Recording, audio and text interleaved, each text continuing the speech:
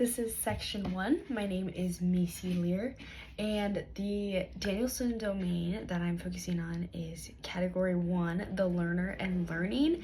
And if I were to put this in my own words, I would basically just say that the teacher recognizes that a student is going to learn different. Student A is going to learn different than student B is going to learn based on multiple differences that could be cultural, social, physical, and that is how I would put that definition in my own words. This is section 2. If I were to describe this Danielson domain to someone who is not in education, I basically would explain to them, think about how you were raised, think about all of the things that made you who you are today. Now those are going to look completely different than the things that make me who I am today.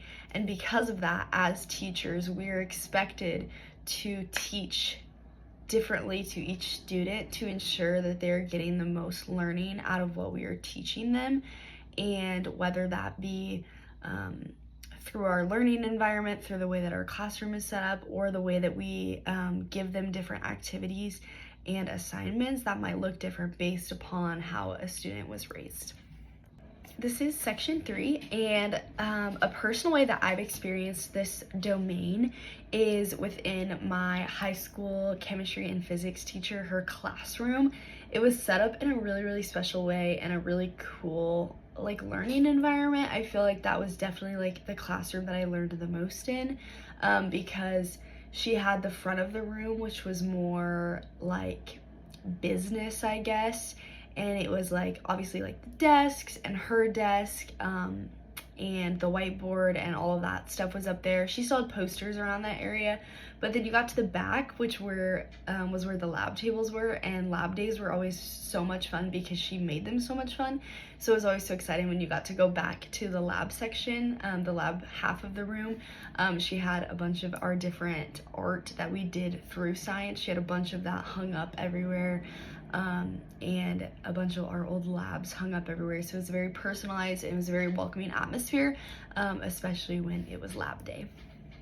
This is section 4. So if I were in an interview and I was asked about this Danielson domain, I would basically explain my plans for my classroom and the plans for the atmosphere that I want to bring in.